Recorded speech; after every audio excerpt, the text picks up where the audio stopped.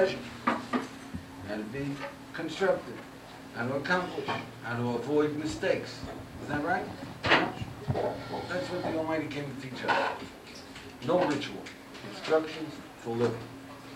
We're on a particular set of instructions, which is called the 48 Ways to Wisdom. 48 Ways. It's a list, an ethics of our fathers, and it says that if you really want to get the most out of life, and it's a beautiful world, you've got to use these tools. And we can teach you the tool in an hour. Of course, to master it takes a little while. We're on we study one of this every day. We're on number 32 of the list. And it happens to be Ohev et Habriot. Ohev means to love. Et Habriot, to love the creation. To love the creation. Now, what is the creation? Creation is everything that there is, the universe, everything. What does it mean to love the creation? That it takes pleasure in the whole universe.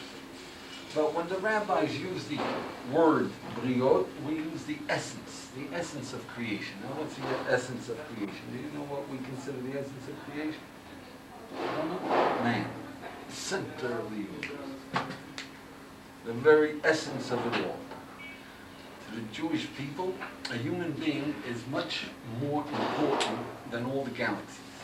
He encompasses the galaxies. He's aware. He has free will. He's greater than the angels. This is the Jewish concept. Man is the center of the universe. So, Ohev et Habriot means really love all of creation, but we're going to concentrate on love human beings. Make sense? Love human beings. If you want to live, you've got to learn to love the critters. You know, you're surrounded with human beings. If you don't learn to love them, you're going to have a lot of aggravation. Yeah? You notice? Aggravation, right? So, it's better to learn to love them. You love them. You're surrounded with music. It's a lot of beauty around. Make sense? All right, we'll discuss how is it possible, etc. But the concept is very simple. Love human beings. Now, and it's a tool for living. It gives you energy. Love is pleasure, and pleasure is energy. In Judaism, we say we're created for pleasure. Pleasure is energy. It builds up. The more pleasure you have, the more you're capable of getting more. Does that make sense? Of course, the goal is the ultimate pleasure, all right? But as much pleasure as you get along the way, the more power you got to make it to the ultimate. Makes sense? Okay, so what do we got to do? We got to love humanity. Now again, what is the definition of love? In Judaism, we have a definition. You check it out. Love is an emotion. True? You going to check it out? Pleasurable one? Yeah? Okay. How does that pleasure come? When we see means appreciate, understand, perceive. Virtue is beauty, power, good, and another human being. And we identify that human being with his virtue. Then we take the pleasure, we have that pleasure we call love. So the easiest love is the love of parents to children. You ask the parents, why do you love your child? They'll tell you all the good points of the child, right? Everything good about him. He's intelligent, he's kind, full of vitality, he's active, everything that they can think of that's virtuous, they'll mention it. Yeah? Then you say to them, well, isn't it true? He's a very selfish child, very selfish. They can't say, yeah, I love you, the selfish little brat. And it doesn't come out. So what do? You excuse the fault. You say, well, it's my fault. You know, I spoiled him, but he'll grow out of it. It's something that time will wear away. Yeah? It's not his essence. It's an aberration. You say, isn't it true that your son is a hypochondriac, he's always sick? Well, what do you want? He's sickly. Yeah? But you can't love him because he's a hypochondriac. You love him for his virtue. So, what's the pleasure of pleasure seeing virtue in another human being? All right, now I just want to focus your attention. You see that we have a little different concept than love in the United States. In Judaism, love is an obligation. It's a commandment, one of the 613 commandments. You've heard of it. Love your neighbor as yourself, right? Now, in the world at large, they've accepted the Jewish concept that you should love decent human beings. Would you say? What do you say? Is it a good thing to do? Should you love human beings? Right? Decent one? Right, okay. Now, can I obligate you to love someone? What would you say? Yeah, you obligate. So it's a good thing to do. It's the right thing to do. You should really do it, but you can't obligate me to do it. Are you obligated to do the right thing? It's a bit of a contradiction. You see? So, in Judaism, we say love is an obligation. You work at it. Teach you how. Well, you have to check it out. In Western society, love is a happening. You know the Western concept of love? You fall in love. Right? You fall in love. You know where they got it from? You ever read Posage? Mythology? Greek mythology? You know Valentine's Day? Yeah, I've heard of it. You heard of Valentine's Day, right? You know, there's this guy Cupid. He's got little wings and he flits around. You're looking at a girl, he lines you up, an arrow through the heart. You're in love, right? Yeah. So what do? You get married, you got 2 kids, you got a home and 3 cars, a pool, everything is going fine. You're working late one night with your secretary, Cupid sneaks up behind you, and he shoots you again. What do you do? You come home, you say to your wife, what could I do? It wasn't me, I can't help it, right? You get out, she gets in, yeah? You understand? That's the... As soon as we say, no, that's not it. So you've got to get the information as it goes along and make your decision. Whose side are you on? Yeah? Is love an obligation or is it a habit? Make sense?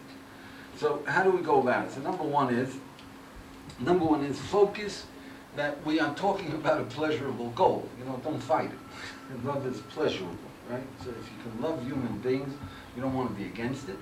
You want to find out how. Yeah? It's pleasure, immediate pleasure.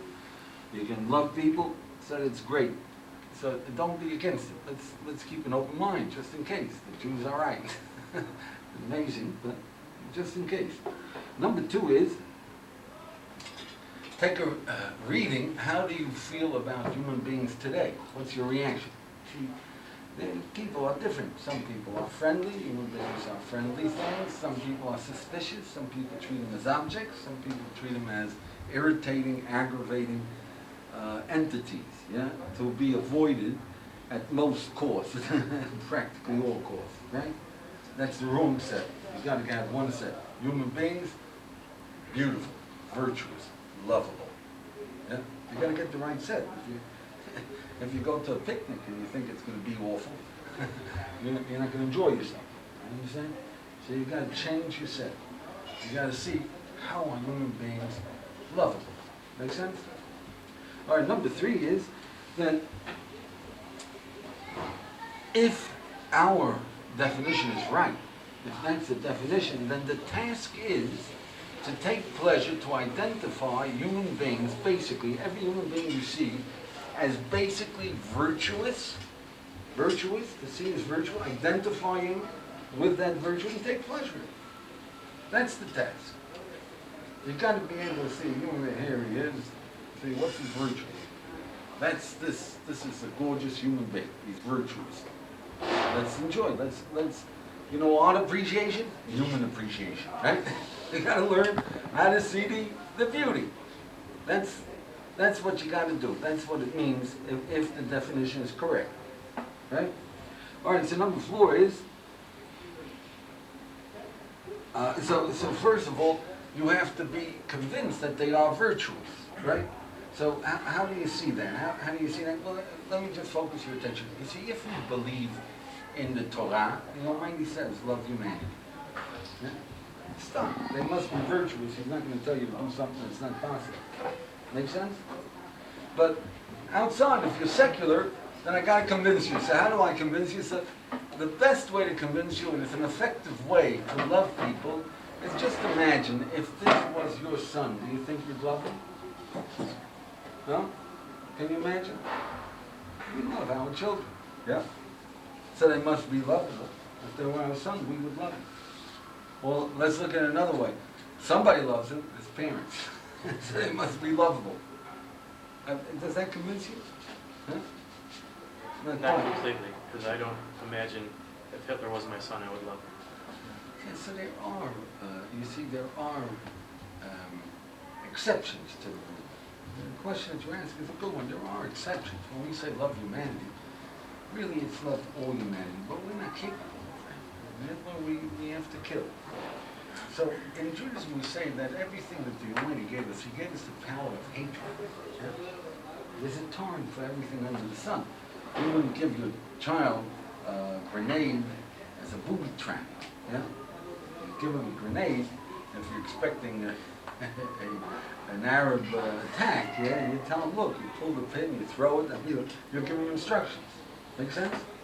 Hatred is for a certain time, a certain place. You know what hatred is for? Somebody's coming to kill you with a knife. Yeah? Right? Now, don't think, oh, this beautiful human being, I have to hit him. Yeah? No, you hit him to kill him. Right now, he is evil. Yeah? You hit him to kill him. Once you knock him down, you got the knife away, yeah? You give him one more kick, you're above. Yeah? After you got the knife, he's no more a threat. And you say, now why in the world did you want to kill him? Yeah? And if you have a good suspicion that he's going to get up and try to kill you again, well, you better think it over. You know, we just say a stitch in time saves 9. You know, but I don't want to enter that problem. But the point is that if he's a threat, then you forget his virtue, focus on his fault. Yeah, that's what hatred is about. It has no virtue. Yeah, if you hate someone, why do you hate this guy? Well, he's a two-timing liar, slimy, selfish, everything wrong. Yeah? You say, well, isn't it true that he's intelligent, a very intelligent guy? You can't say, yes, I hate the guy, he's so intelligent. It doesn't come out. You don't hate someone for being intelligent. You say, just because he's intelligent, it's okay to be a rotten, two-timing, lying, slime. Huh? You excuse the virtue and focus on the fault. Make sense? So when the guy's trying to kill anyone, no virtue. That's a fool. Yeah? All right, so now when you're talking about it, Hitler is basically a threat to mankind, even if he can't do anything. Yeah? He's a threat. So you hate him, kill him. Yeah? It's not there's not a time to consider any of his virtues. It makes sense, but in as much as most normal human beings aren't that bad, somebody loves him. If you were his father, you'd find something to love. God forbid, if we were Hitler's father, we should kill him too. Yeah. All right, number 4 is that, look, we were talking until now in abstraction. What you should do at this point is make this real. Who do you love? Make a list. Who do you love? Everybody should take a moment. If you have more than 15 people, I want to meet you, because that's very unusual in our generation, more than 15 people, unless you have 12 kids. But otherwise, it's a very unusual man who loves 15 people, you understand? Usually add up to 2 brothers, a sister, father and a mother, and maybe a cousin or 2. Yeah? If you can get up to a number of 10, you get an excellent mark. But make a list of the people that you love. Yeah? And realize if they showed up right now, would you have pleasure? All of a sudden, 5 things. You see, the way to tell whether you love someone is if you met him all of a sudden, how would you feel? A jump of pleasure? That means you love him. Afterwards, you say, oh boy, now he's going to ask, what am I doing? That's all right, but the first impression, you see, it can bring a lot of problems, yeah? But the first impression, you understand what I'm saying, Mark? That the first impression, that tells you whether you love him. It's a pleasure. Yeah? You love it. The fact that afterwards, oh boy, he's going to come after you and he's going to ask you, why aren't you working? What are you traveling around the world? What's the matter with you? What are you going to... That's a problem, but it doesn't affect the fact that you love him.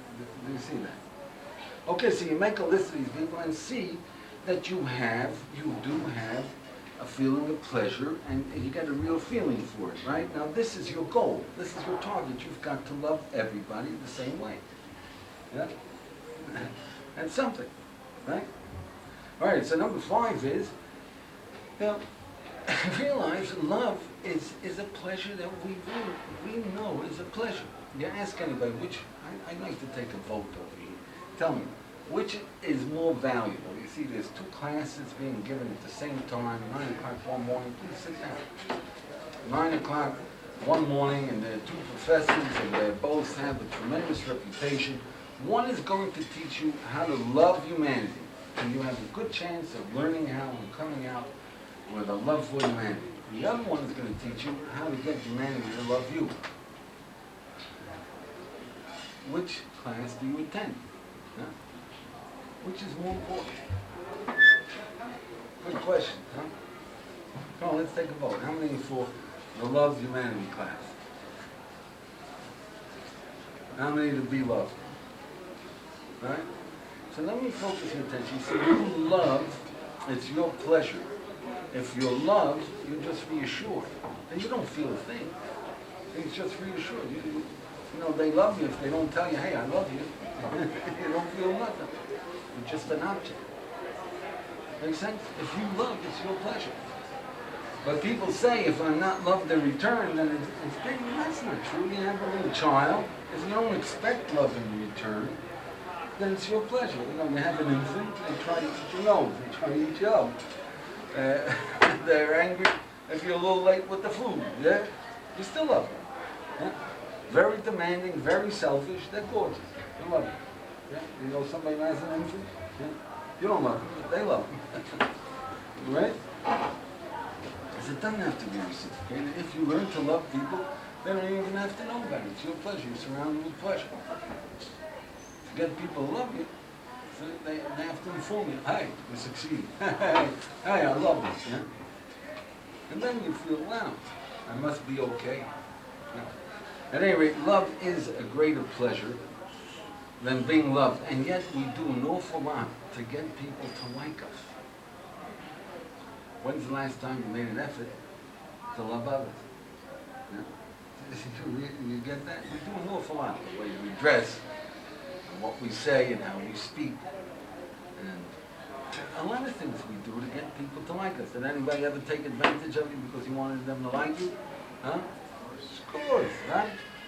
Did you ever make a mistake of trying too hard to love someone else? Yeah? How did you do that?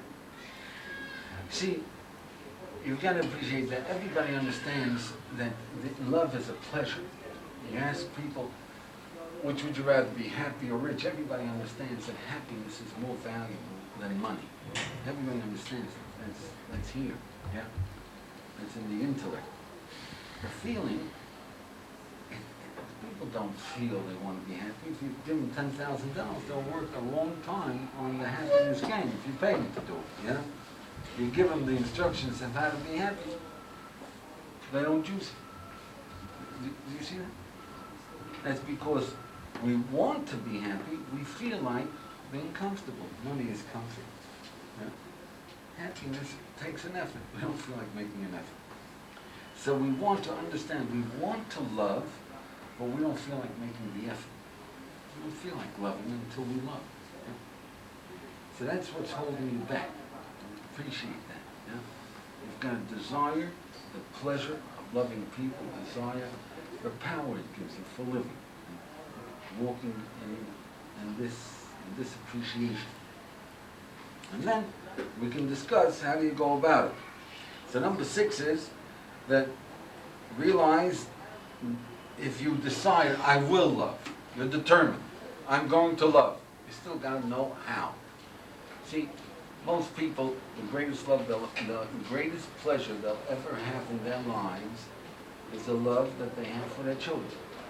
You see that? What's the greatest pleasure your parents have? Loving their children, right? Right, so you come to somebody who loves his children, you say, you know what? I'll give you $10 million. Which one of your kids you want to get rid of? Nothing will happen to them. Just move to China, you'll never see them the rest of your life. You think they'll take it? That's someone who loves his parents, believe me.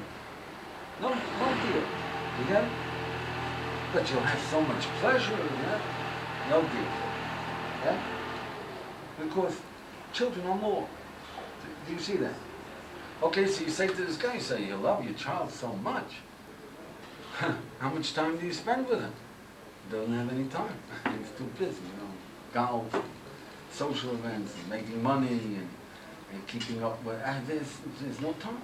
Wait a minute, $10 million, you got no time to appreciate it. You just turned down $10 million, I mean, what's with you? He says, you know, you're right. I'll take off 2 weeks, go out with my son, really enjoy myself, yeah? Off they go, the next morning you get a telephone call. He's on the phone, what do you want? He says, I'm going out of my mind, what do I do with the kid? Is that right? Yeah, he really loves his child. He'll turn down $10 million. It means that there's something there, but he doesn't know how to grab it. Is that a fact? He doesn't know how to take pleasure. All right, for a minute. How are you, my son? Stay away. Yeah. Gotta learn how to love. Make sense? Now, one of the 613 commandments is love. We'll teach you a little bit here too, but it's a commandment. A commandment comes with instructions. How? A whole set of instructions. Right? We'll teach a little bit over here, but the point is that you got to learn how. Even though you love, you got to learn how to use it. See, one time it was very easy. Families knew about it. They picked it up. In Jewish consciousness, there used to be a concept that we call kvelling. Anybody ever hear that word? To kvel? Yeah, you heard it? It's to like overdo it on your child's love to the point where it bothers you. No, it's like gloating. Kvelling is like gloating. You know who kvels today? You have a friend who got a new Porsche? Stands there, he says, hey, look at that. You know, wow, look at that line. Whoa! He's kvelling. You can look at your kids, you understand you can quell. You just look at them and look at them. And, oh, they're so intelligent, they're so sweet. You can do it for a whole 2 weeks. The whole 2 weeks. You got to get good at it. You know, a little practice, but you can just do it a whole 2 weeks. They might get bored, but not you. Yeah? I mean, that's a simple pleasure of love. Am I making sense? Do you recognize that? Yeah. That's okay. So the point is, number 7 is that realize that love is a pleasure, but it's hard work. You've got to learn. You've got to drill. You've got to understand. There are an effort. If you learn how, you've got to practice. We can teach anybody how to play tennis in 15 minutes. Yeah, but to be good at it, to really play tennis, to get the ball back over the net, it takes you a couple of hours practice. To be good at it, it takes a few days. Yeah, to really get into the competition, you got to practice an hour a day for a couple of months, right? Even if you're talented. Make sense? The same thing goes with loving. You got to realize it's hard work. It's got to be done. It's easy to say. You know, if you're going to meet a girl, you want to marry a girl that you love, or a girl that you're infatuated with. Yeah? Sure. So she wants a guy to marry her that loves her, not infatuated. So she says, do you really love me? And if you want to marry her and you're infatuated, you say, sure I do. I mean, what are you going to say? Sure I do. Yeah. But it's easy to say, I love you. Missionaries say it all the time, yeah? It's not that easy to do. Make sense? Now there's a time when you want to reassure your wife, you want to reassure your mother. Did your mother ever tell you and say you love me? Yeah? You want to say it with real pep, yeah? But sometimes you're a little irritated. It doesn't come out, it comes out with a squeak. Yeah? So you've got to know I love you to be able to say it with the full conviction. Does it make sense? Easy to say, it's hard to do, but you got to learn how, and you got to practice so that you can say it, so that you can mean it. So the simplest lesson, number 7, is the simplest lesson of them all, or 8. Number 8 is the simplest lesson of them all, is take your list of people that you love. How many people you got? 5, 6, 7? Yeah? Take a list of people that you love. What do you love about it? Articulate it. That's hard, but it's worthwhile. Because when you articulate it, you got a grip on it, right? You love your parents, why? Because they're loyal to you, that's one thing. But what else? Well, they're strong, they're kind, they're sensitive. think it through. Like with your children, you percolate, yeah? With your parents, you gotta work at it, but it's well worth the work. Because once you articulate it, and you have it, then even when they're nagging you, you remember they're still the people who love me, and who are loyal to me, and who are kind, and who are sensitive, and just right now they're angry at me. Do you understand? Otherwise you get confused. I once had a young couple, about 20 years ago. A young couple came to me, they want to get a divorce.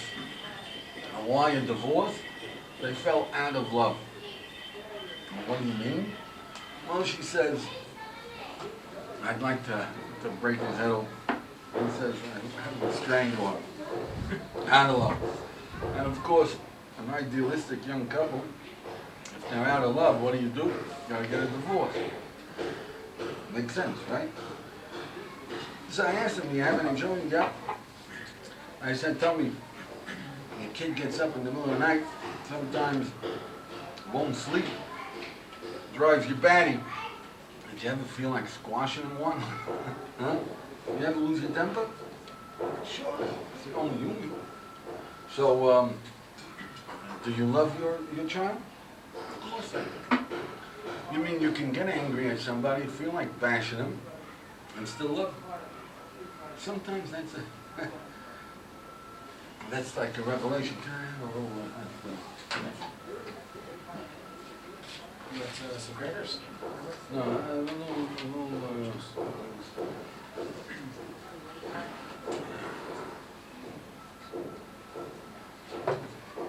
thank you.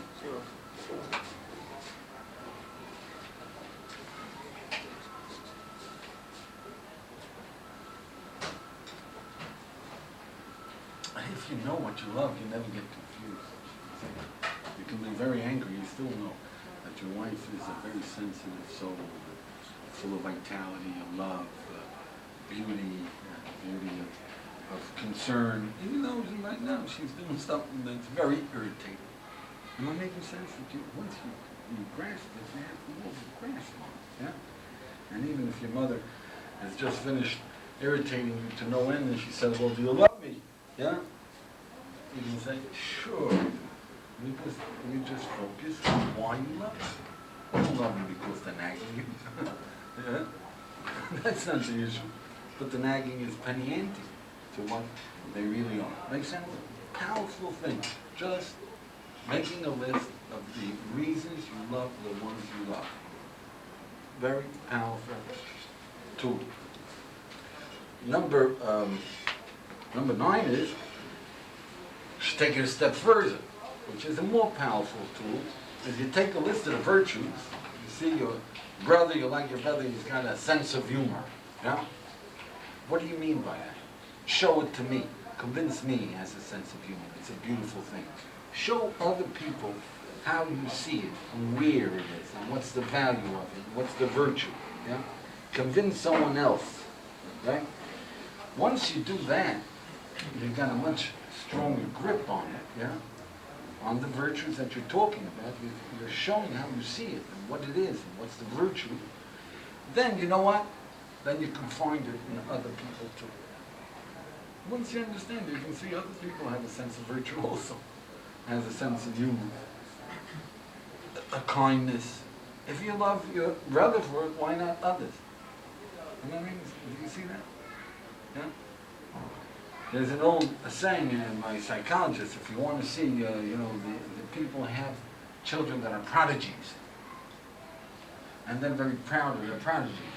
You want to see whether they really appreciate a prodigy, or it's a way of self-aggrandizement. You know how you tell? How do they treat other child prodigies?